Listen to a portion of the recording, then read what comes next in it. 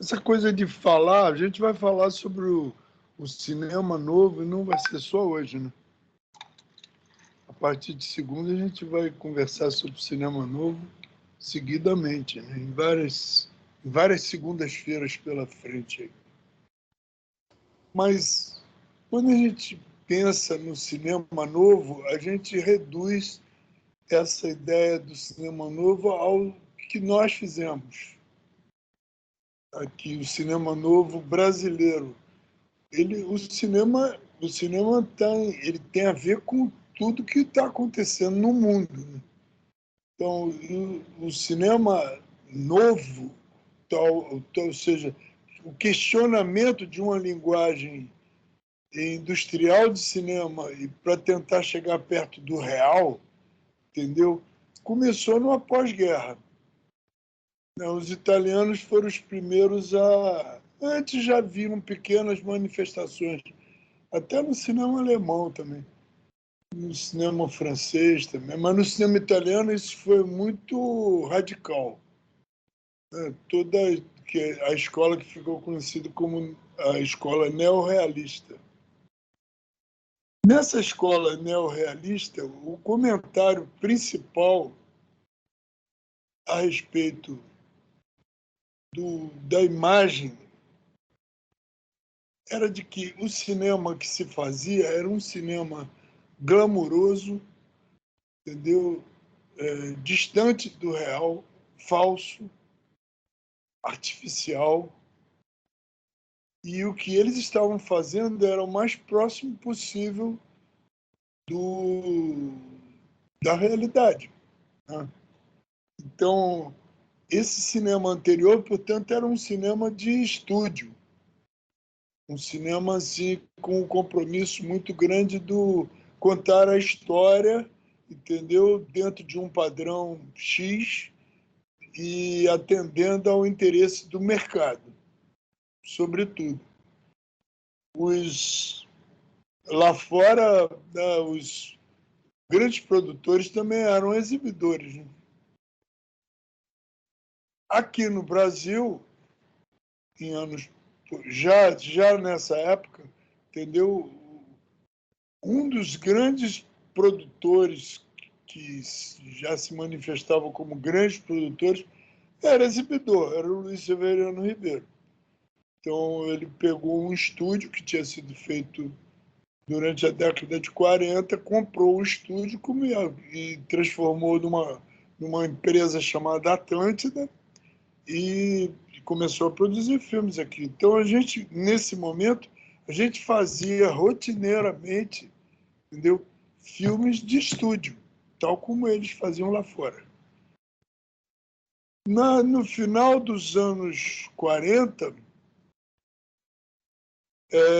com a, a, a vinda de um brasileiro que tinha feito isso, tinha feito cinema de estúdio lá fora, que tinha um grande prestígio, o cineasta Alberto Cavalcanti, ele trouxe a ideia que o Brasil estava vivendo um momento de começar a pensar na industrialização, né? Depois da guerra, o máximo que nós conseguimos na guerra, participar da guerra, foi Volta Redonda. Então, é o início da industrialização aqui. Então, o Cavalcanti chega aqui com a ideia de montar um estúdio no padrão internacional, entendeu? Acabou convencendo, né, os milionários de São Paulo, as pessoas que estavam interessadas entendeu, em trazer uma arte mais sofisticada, mais evoluída, um teatro mais sofisticado, mais evoluído. Então, criaram ali o Teatro Brasileiro de Comédia.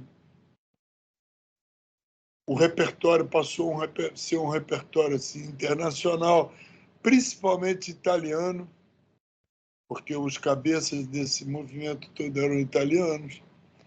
Então, nós vivíamos, durante os anos 50, já entendeu? A pretensão de ter um cinema industrial, quer dizer, fora de época, totalmente. Né? O neorrealismo já tinha acontecido. E o neorrealismo, de alguma forma, já tinha se espalhado pelo mundo. Né? No cinema americano, por exemplo, uma das manifestações do cinema pós-guerra nos Estados Unidos foi uma espécie de cinema semi-documental. O que está acontecendo? Alguém abriu. E vai ficar. A pessoa não pode. Fechou? Não. Fechou nada. Fechou? Fechou. Já então, fechei todos, Walter. Pode continuar. Então, o que estava acontecendo lá fora? Uma transformação, entendeu? Que vinha lentamente. E quando chegou no pós-guerra, isso se manifestou de uma maneira muito radical. O cinema italiano é um dos primeiros grandes cinemas do mundo, entendeu? As primeiras grandes superproduções do cinema foram feitas na Itália. Os filmes italianos épicos vão influenciar David Wark Griffith nos Estados Unidos. Grandes filmes foram feitos nessa ocasião no cinema italiano. Então, na década de 30, com o Mussolini no poder, o cinema italiano era um cinema extremamente industrial. Ele tinha feito Cinecittà, entendeu? O peso disso, a criação do neorrealismo é tirar o cinema de Cinecittà e ir para as ruas, entendeu? Tirar o cinema daquela cartilha, entendeu? De um cinema mentiroso, época, da comédia ligeira que eles chamavam de telefone bianco, ou até comédias supostamente sofisticadas, tá? Coisas lindas que fizeram também nessa época.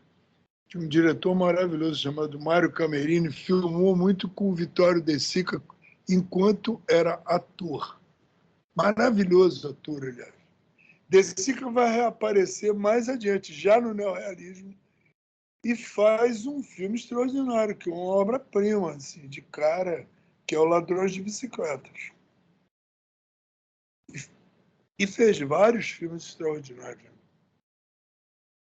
Mas o que estava ocorrendo aqui no Brasil, com essa presença desses italianos no Teatro Brasileiro de Comédia, o Cavalcanti aqui promovendo a criação de um estúdio em nível internacional, entendeu?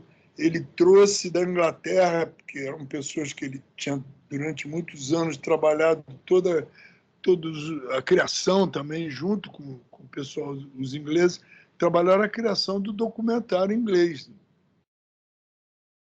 Nos anos 30, início dos anos 40, e ele trouxe essas equipes para cá, gente assim de altíssimo nível. Gente que tinha acabado, não só na área de fotografia, entendeu? Como Chick Foley, Ray Sturgis, e ele trouxe também na área do som, entendeu?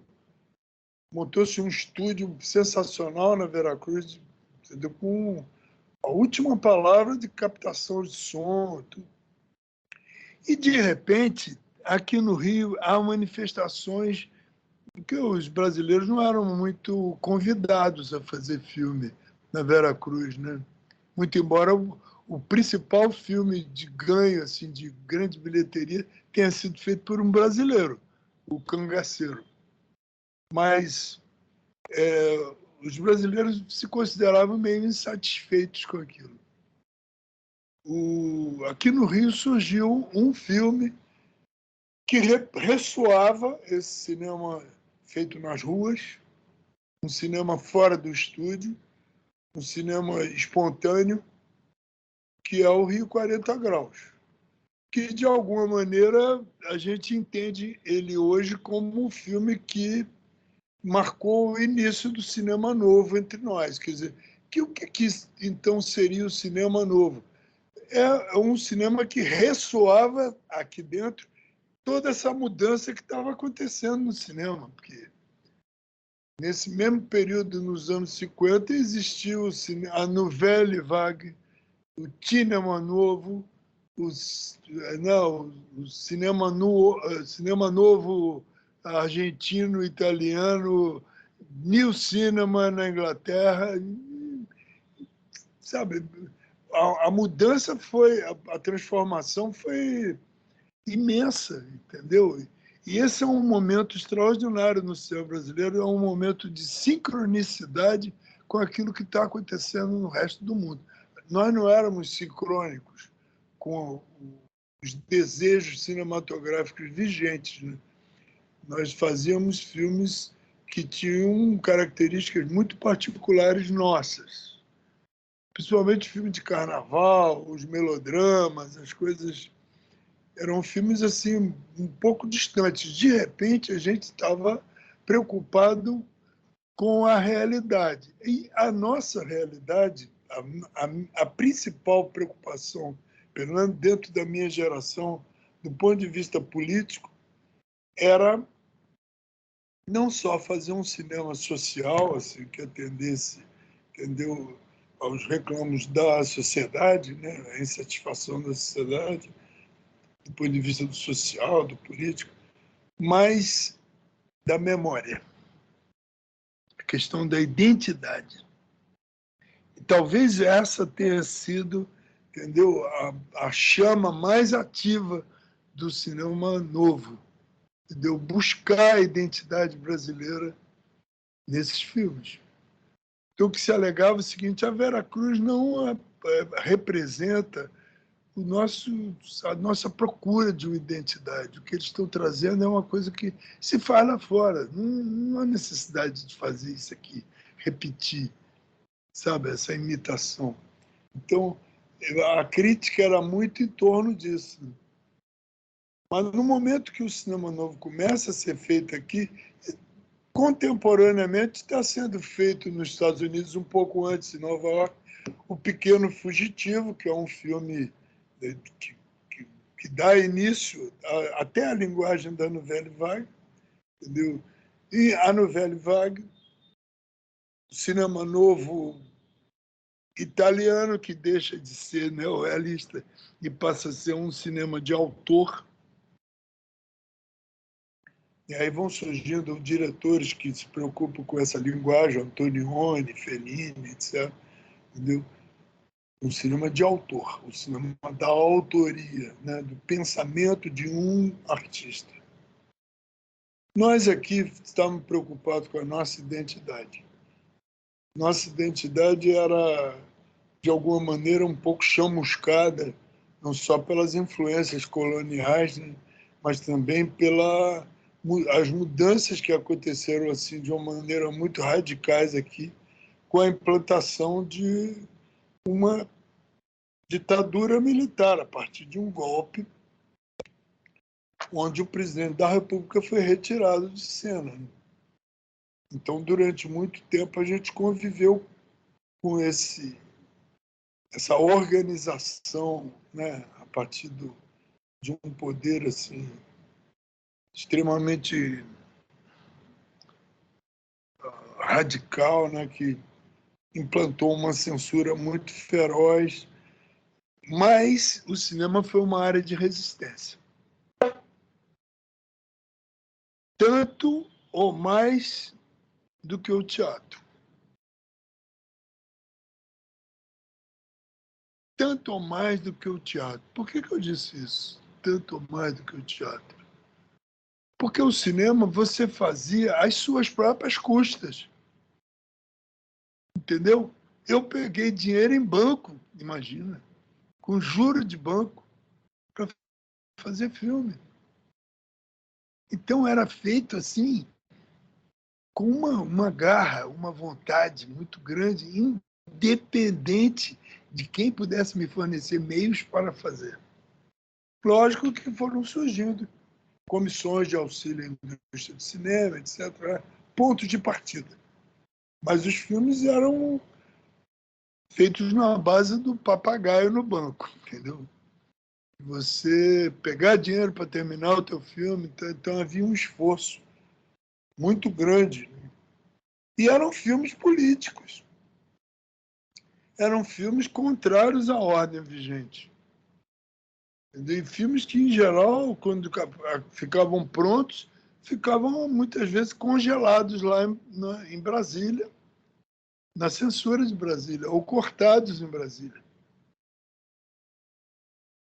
Houve uma resistência assim que, sabe, que levou algum tempo, né, para a gente conseguir suportar. Muitos filmes foram feitos nessa. Inicialmente, um filme que chama a atenção dentro desse quadro, que foi feito já depois da ditadura, foi o Terra em Trânsito. Mas antes disso, pouco antes do golpe, Deus e o Diabo na Terra do Sol, Vidas Secas, Os Fuzis, feitos antes do golpe. Quer dizer, eram filmes que demonstram uma índole muito grande, né, de um discurso que quer falar do Brasil, discutir o Brasil. Essa é a raiz de uma, sabe, de uma vertente, mas assim, bem grande e significativa do cinema brasileiro. Mesmo sendo feito em Salvador, mesmo sendo feito em São Paulo, mesmo sendo feito em Minas, entendeu? Ele é isso. É um cinema de, de cunho político. E até hoje ele é isso. Entendeu? Você vê aquele Bacurau, estou vendo aqui uma fotografia do Bacurau. Bacurau é isso. Bacurau, aliás, para mim, parece um filme de cinema novo dos anos 70. Meio tropicalista, entendeu? Isso não só atingiu o cinema, atingiu a música também, fortemente. Fortemente. A música, eu acho que ela foi muito censurada, né? A música conviveu com isso de uma maneira muito dura, né? O que aconteceu com os músicos, muita gente foi impedida e até banida, foram fazer música em outros lugares. No cinema também, de alguma forma, aconteceu isso. Hoje em dia, o cinema brasileiro está tomando ali, os cineastas brasileiros estão tomando o caminho do aeroporto por outras razões, né? Porque estabeleceram um prestígio de qualidade, etc. E já são, de alguma forma, aceitos dentro do mercado como realizadores assim, em que se pode confiar. Né? Mas, naquele momento, esses cineastas estavam fazendo para aqui, para o nosso mercado, dentro do nosso mercado. São filmes assim alinhados num projeto. Eu vou aqui fazer um comentário meio crítico a respeito desse cinema, para falar não em causa própria, entendeu? Mas eu não posso me eximir da minha própria referência, de mim mesmo, comigo mesmo, né? Ao falar dessa época, porque eu fiz filmes que representaram esse cinema novo. No momento que apresentaram o cinema novo lá fora, meu primeiro filme foi apresentado, Menino de Engenho, como um dos exemplos desse cinema. Mas no filme seguinte, no Brasil, ano 2000, eu já estava tentando fugir um pouco daquele selo que havia do cinema novo, que ficou uma coisa assim meio alegórica, entendeu? Falando, e os filmes de alguma maneira eram meio repetitivos. Disso, o artesanato, a artesania, entendeu? Não era muito, não era levada em principal consideração. interessava era o discurso. Os filmes acabaram ficando muito parecidos uns com os outros. Eu não entrei no cinema com um interesse primordialmente político. Então, fatalmente, eu chegaria ao cinema, porque eu fui educado praticamente dentro de cinema. Se eu cheguei na literatura, eu cheguei na literatura através do cinema. Entendeu? Sempre através do cinema. No teatro, através do cinema. Entendeu? Sempre. Então, desde garoto, bem garoto. Então, para mim, o cinema tinha um lado assim da minha fantasia, né?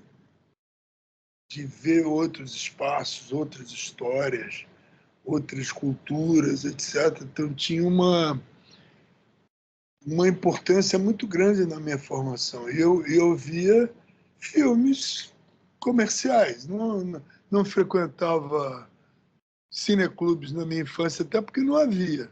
Se havia, havia para gente muito mais velha do que eu. Então, eu via poeira, filme de ação, filme, sabe? Isso. Então, eu fatalmente cairia dentro do cinema, exigindo como espectador, que já tinha uma formação muito sólida de espectador, entendeu? E a questão do ritmo, do quadro, um nível de exigência vinda do próprio olhar cultivado pelo cinema. As pessoas, meus pares no cinema, eram pessoas que tinham chegado ao cinema para usar o veículo como uma arma política. Foi fácil para essas pessoas chegarem, entendeu, ao uso de certas técnicas, entendeu, que de alguma maneira traduziam a urgência de querer falar e tudo. Por exemplo, a câmera na mão não foi inventada no cinema novo, evidentemente. Né? Teve uma Segunda Guerra Mundial antes disso, né? E a câmera na mão ela foi usada pelos cinegrafistas. Então, esse foi uma das heranças que nós tivemos da Segunda Guerra Mundial e que atingiu o cinema italiano. Né? O equipamento mais leve, entendeu? Os negativos que começaram a ser muito mais sensíveis. Então, na minha cabeça, no meu olho cultivado dentro desse cinema americano, inglês, francês, italiano, entendeu? É um cinema de uma proposta de um certo rigor pictórico, entendeu? Do quadro, da exigência do quadro, das proporções dentro do quadro. Mas isso não era uma coisa que era comum entre meus pares, entendeu? As pessoas faziam na mão, quase que registravam a história. Registravam. Eu acho que, mesmo que a gente caia de novo nessa mesma cantilena, entendeu? De um cinema instantâneo, entendeu? A gente até usando o celular para fazer filme, né?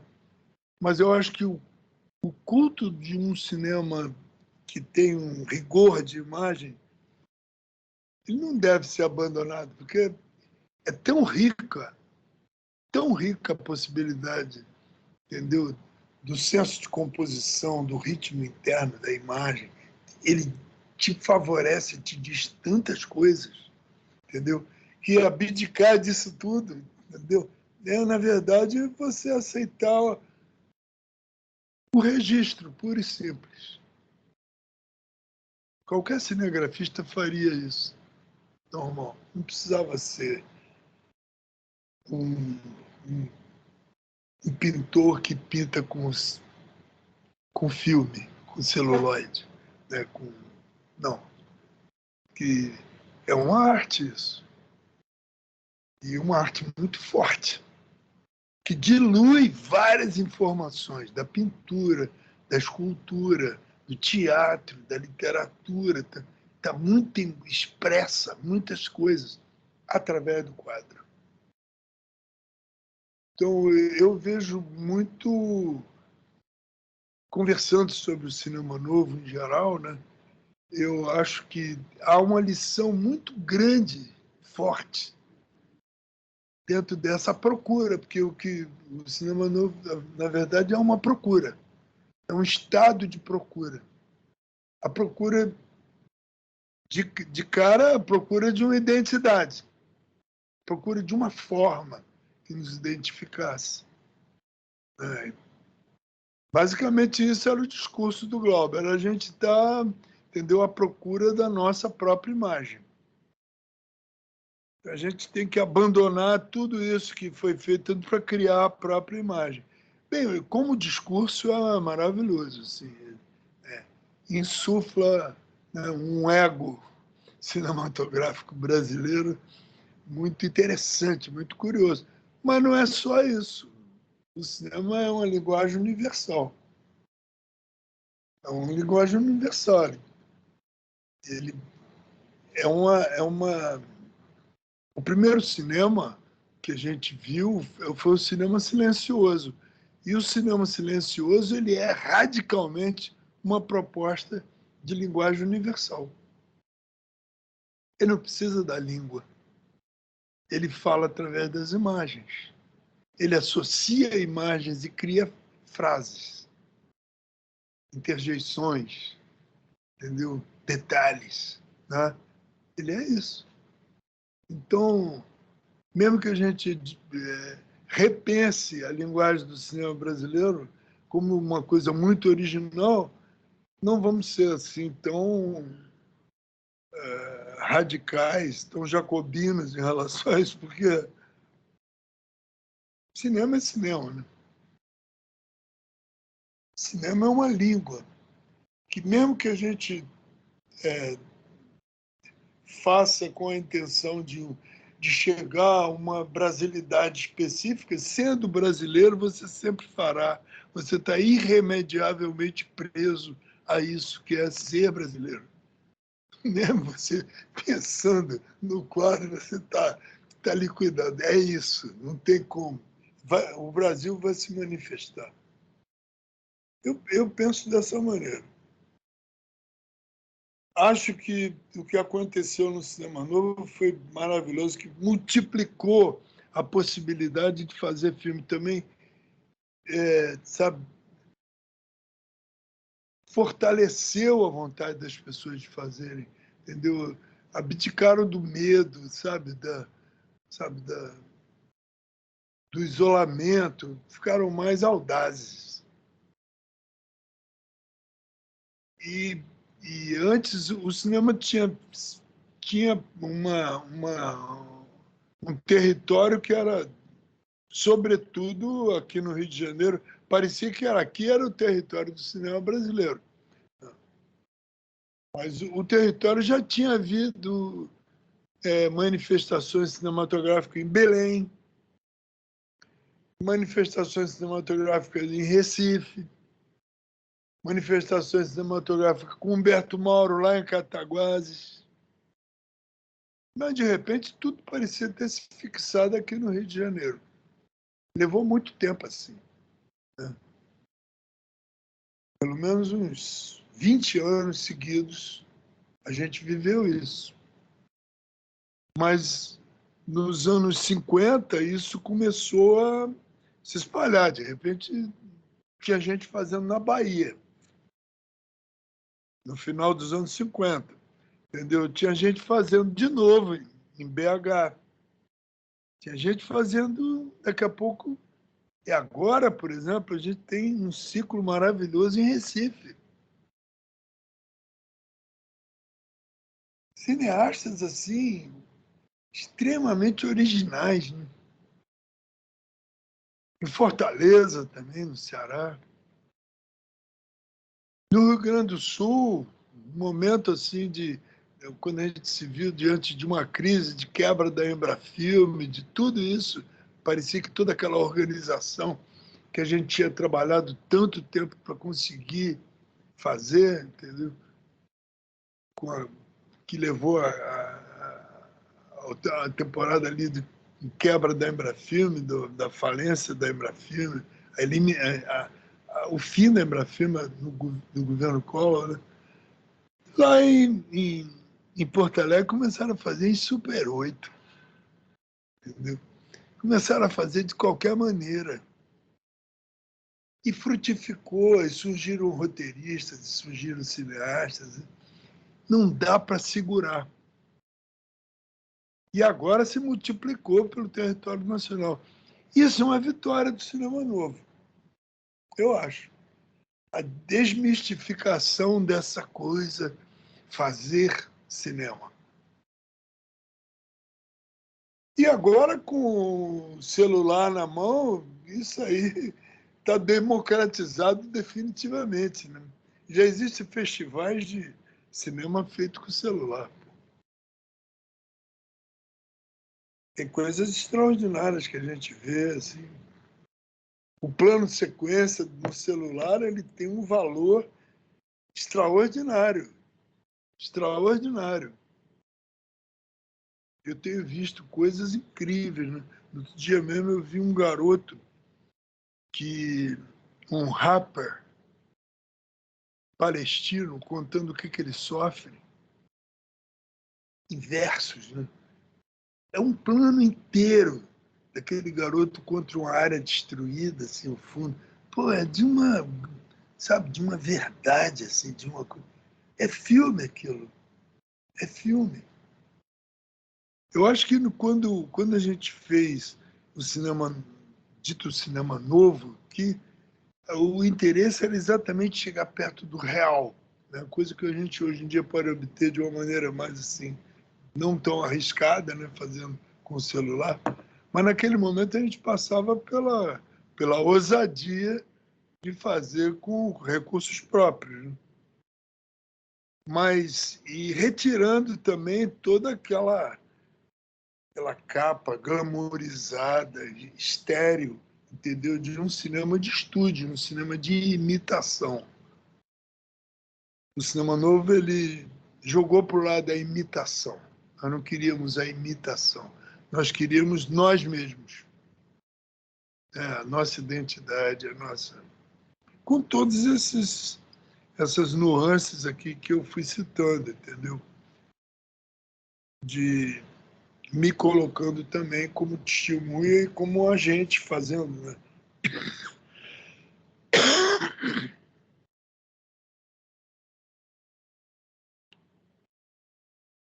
Mas eu gostaria de ouvir também vocês, para não ficar só nessa inaugurada aula, entendeu? De um encontro sucessivo que a gente vai ter aqui todas as segundas-feiras, ouvir como é que vocês veem, entendeu? Essa notícia do cinema novo. Eu gostaria de ter essa ideia, conversar com você. Rosel? A Raquel já levantou a mão, Walter. Olá, tudo bem? Boa tarde, boa noite. Vai lá, Raquel, depois eu falo. Olha, Raquel, quando você ligar teu microfone, a gente vai resolver esse problema. É que não fui eu que desliguei, Valtinho, desculpe. Não, eu estou fazendo um projeto, Walter, desculpe, vou te explorar uma coisa meio pessoal, sobre o Alex Vianney, que eu conheci muito e tenho uma enorme admiração.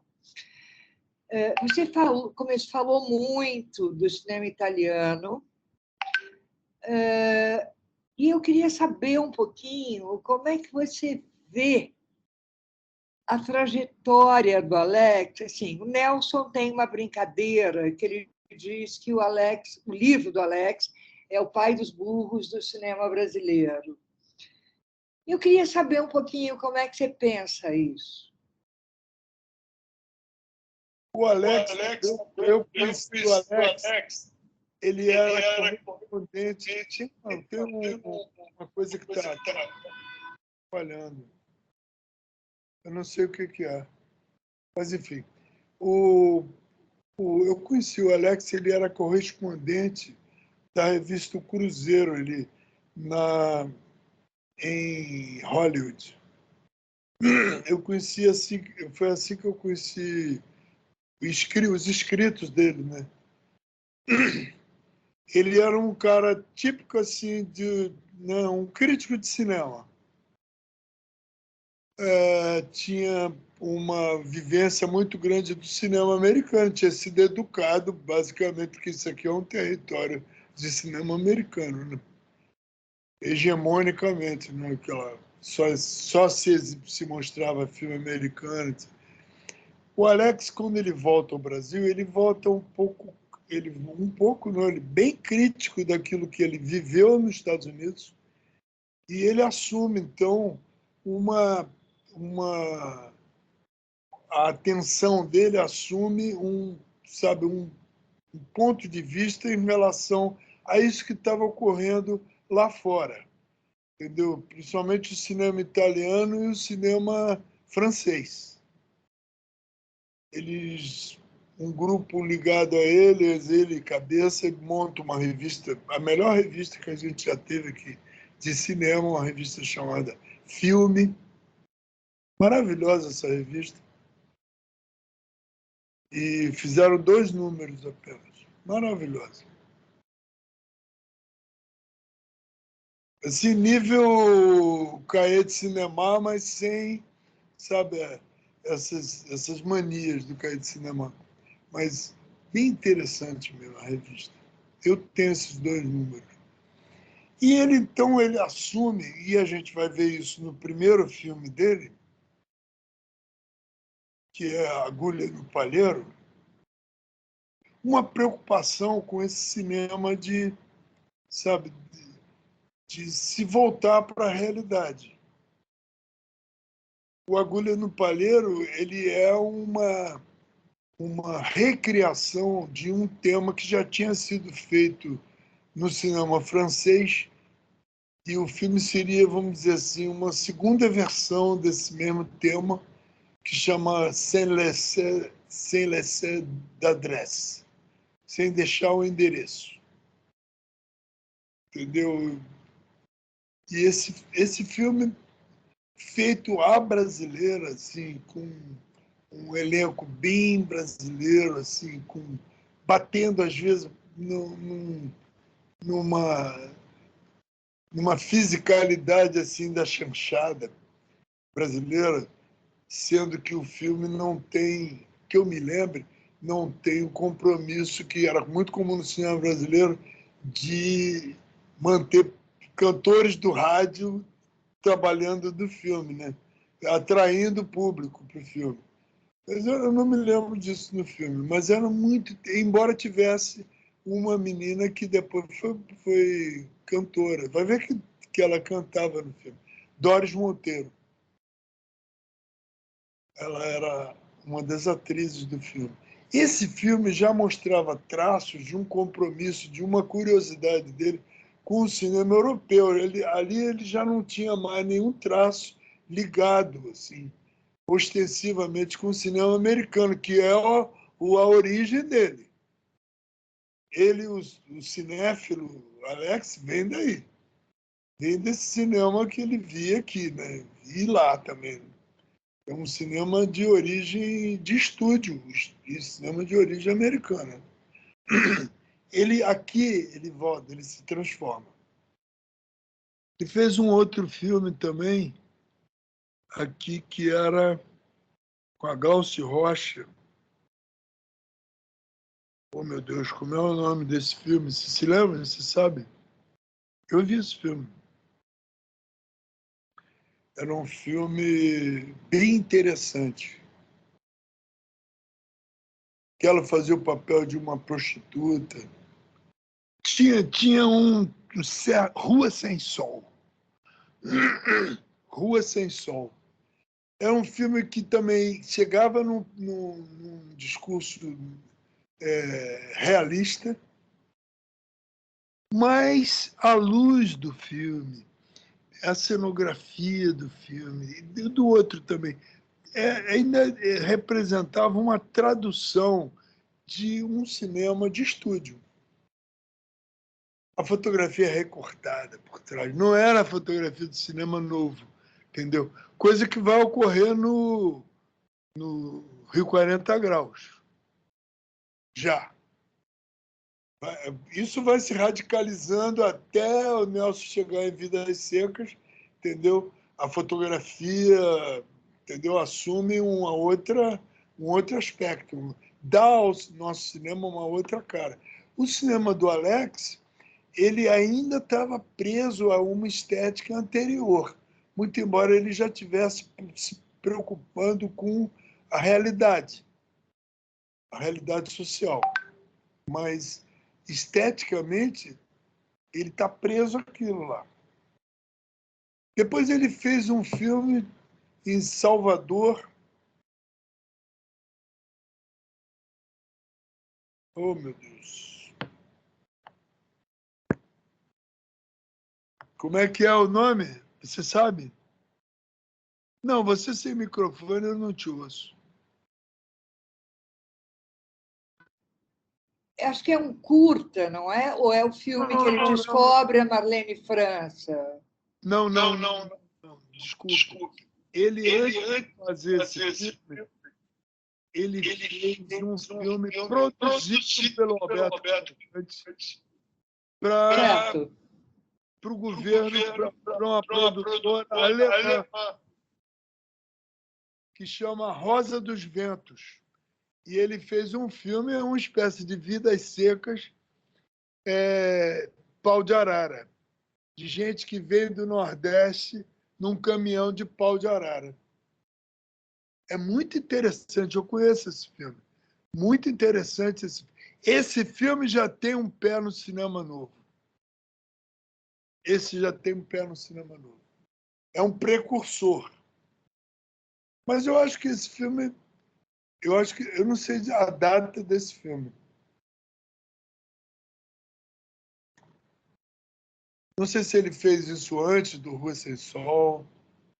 Deve ter feito antes do Rua Sem Sol. Depois do Rua Sem Sol, ele faz esse filme na Bahia com Glaucio Rocha, de novo, que Rua Sem Sol é com Glaucio Rocha. Ele faz de novo um filme com Glaucio Rocha, em cores, na Bahia, que é um filme bem interessante. Já existia o cinema novo na Bahia.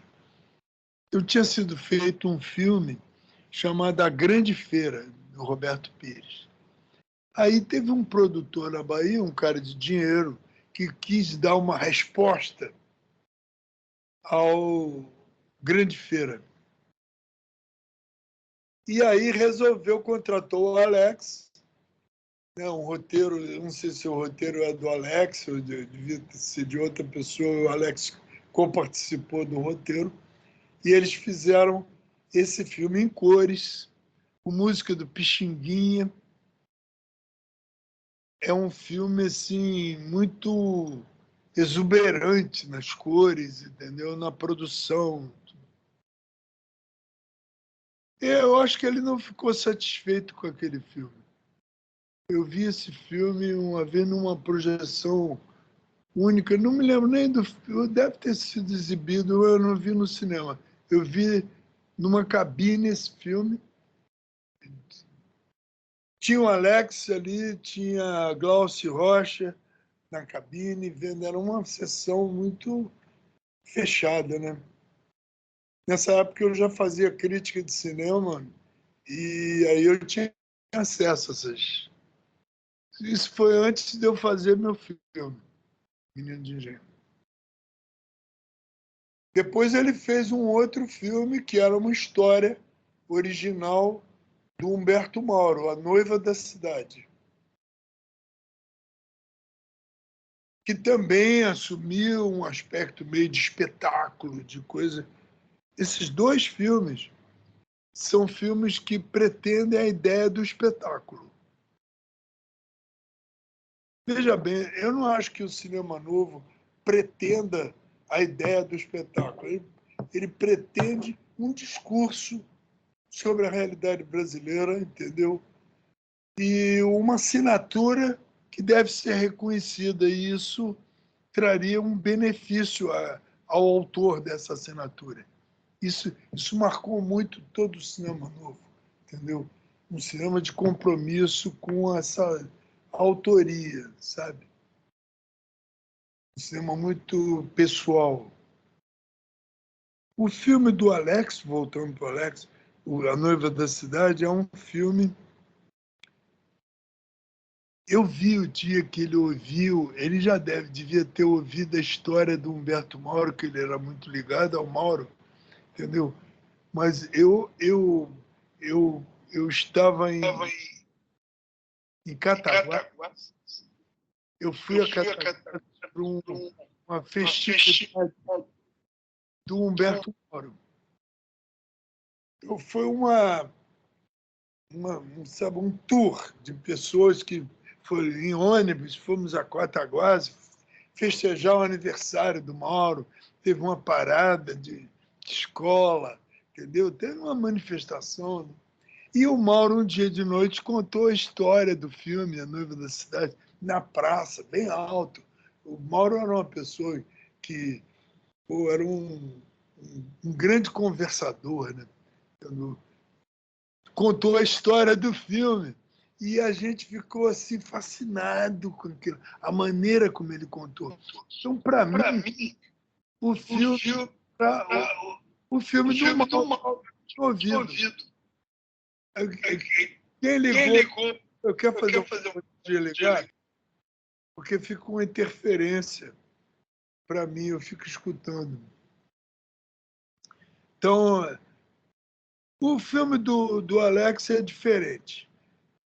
É um filme...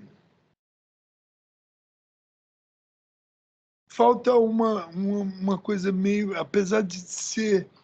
É um filme que tem um sabor. Não é um filme sem sabor. Tem sabor. Mas é muito... Eu achei meio mecânico. O que tem de lindo no filme mesmo é a música do filme. Muito bonita a música do filme. Um repertório lindo. Eu tenho a impressão que é do Francis Heimer ou do Chico Buarque. Muito bonita a música do filme. Mas o Valtinho, só, sem querer te explorar e já te explorando, eu acho A Noiva da Cidade um filme um pouco ratê. Eu acompanhei essa produção.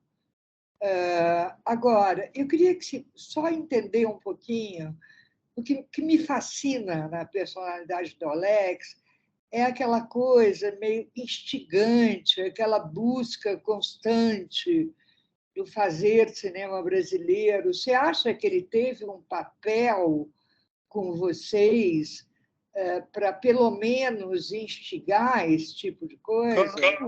Claro. Total. Ele era uma referência para a gente. Uma referência. Uma pessoa do ramo da cultura cinematográfica, entendeu? Então, é uma pessoa que facilmente seria consultado, e foi muito consultado. Entendeu? Facilmente. E era uma pessoa sem parte-prise em relação ao cinema tem que ser assim ou assado. Por exemplo, eu me lembro que quando eu fiz A Lira do Delírio, ele ficou apaixonado pelo filme. No entanto, aquele filme era um filme que, de alguma forma, deixava as pessoas assim, o que é direito, o que é aquilo, que é... Quando eu fiz o Brasil no 2000, ele foi uma das raras pessoas que falaram do filme assim, não, ele pode se dizer o que quiser, mas esse é um filme que, se a gente pudesse reduzir ele a uma frase, é um filme de uma pessoa tentando se libertar. E era a ditadura. No final do filme, o personagem tira a peruca e sai para o mundo. Entendeu? Então, é um filme de alguém tentando ser ela própria. Então, eu acho que isso o tempo inteiro estava, sabe, entraram as pessoas aqui, por isso que eu olhei para lá, entendeu? Então, Walter, nós estamos chegando no final do nosso programa. Espera um momentinho. Só para agradecer ao Walter, tá? O Rossel estava querendo fazer uma pergunta. tá. Vamos dar o microfone para ele? Para ele, por favor. Vai, Rosel.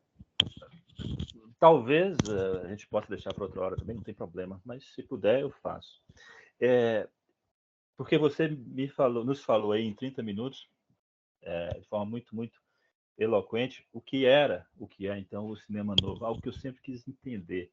Então, essa minha primeira pergunta vai ter um cunho mais pessoal, assim, Walter. Quando você decide filmar Menino de Engenho, qual eu gosto bastante, você o faz porque você estava indo em busca dessa identidade brasileira, né, que caracterizava o cinema novo, ou você simplesmente, digamos assim, se sentiu atraído por uma bela história, que é a história de Zé Lins? Eu conheci o Menino de Engenho, entendeu? Na escola, no colégio, entendeu? Então, aula de português, de literatura, foi aí que eu conheci o Menino de Engenho e eu conheci também a obra do Zé Lins do Rego. A minha família é uma família que vem do Nordeste, entendeu? Eu nasci em Niterói, ao contrário do que o Afonso pensa que eu nasci lá em Salvador, não tem nada a ver com Salvador. Eu nasci aqui, em Niterói, e minha família veio uma parte de Alagoas. Então, eu me sentia muito familiarizado com aquelas descrições minuciosas que o Zé Lins fazia da comida, sabe, da maneira de ser. Eu me sentia muito próximo daquilo. Então, se eu fosse... Um dia eu vi uma quadrinização do Menino de Engenho, feito pelas Edições Maravilhosas, e para mim, estava ali o filme. Eu pensei, eu quero fazer esse filme. Quando eu vi aquela quadrinização, desenhos de um cara chamado André Leblanc, pô, demais. E não tinha a ver com o discurso fundamental, não, entendeu? Porque eu não tinha, apesar de eu estar falando profundamente do Brasil, entendeu? Mas eu não tinha um discurso pronto da capital da República, do Rio de Janeiro, para falar sobre o Brasil. Não. Era uma coisa aqui de dentro, entendeu? Aliás, tudo que eu fiz, eu acredito nisso, tudo que eu fiz no cinema tem muito a ver com a minha identidade brasílica, sabe? Brasileira. Tem muito a ver com isso, entendeu? Nunca tive um discurso que se opusesse a isso ou se levantasse acima disso, entendeu? Não. Se eu estou satirizando, criticando, sacaneando, etc., mas é uma atitude brasileira em relação a isso. Eu vou fazer um filme a seguir, O Brasil ano 2000, que é exatamente isso, né? A gente tinha o ânimo nosso aqui no Brasil e naquele momento mais ainda, ser um país do futuro, né? Brasil, país do futuro. E dá nisso, né? Entendeu? Que a gente vê. Então, e eu fiz um filme chamado Brasil ano 2000, só faltava botar Brasil, país do futuro. Entendeu? Mas o Brasil ano 2000, e o ano 2000 é um Brasil que está pegando um foguete herdado da NASA, que vai disparar lá de uma cidade chamada Me Esqueci, entendeu? É pura brincadeira com isso. E pessoas que se fazem passar como índios para estarem presentes naquilo, entendeu? o filme abertamente fala da questão da identidade, né? Satirizando. Né? E eu acho que o tempo inteiro isso está. Eu não tenho um discurso pronto, mas eu sou o reflexo disso. Eu não tenho como fugir disso.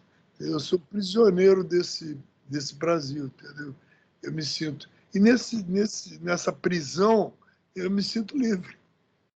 Entendeu? Muito embora, às vezes, é uma prisão. Né? Gente, olha só, Walter, eu agradeço a generosidade. Eu sei que nós passaríamos a noite aqui com esse relato teu, que se tornou um documento inestimável, porque essa revisão do cinema brasileiro, essa revisita é importantíssima para as novas gerações, para todos nós, pontos de reflexão. Mas essa conversa, hoje a gente tem que parar, eu peço desculpa a todos, pelo nosso formato no canal do YouTube, onde isso vai ficar gravado e preservado.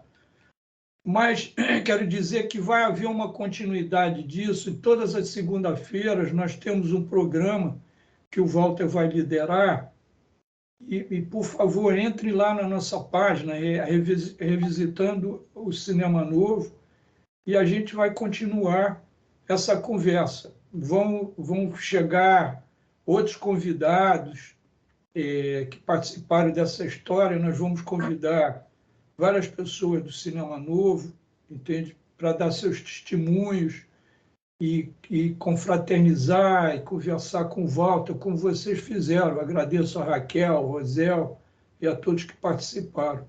Não é isso, Walter? Então, vamos dar uma boa noite para a galera. Boa noite, prazer estar aqui com vocês.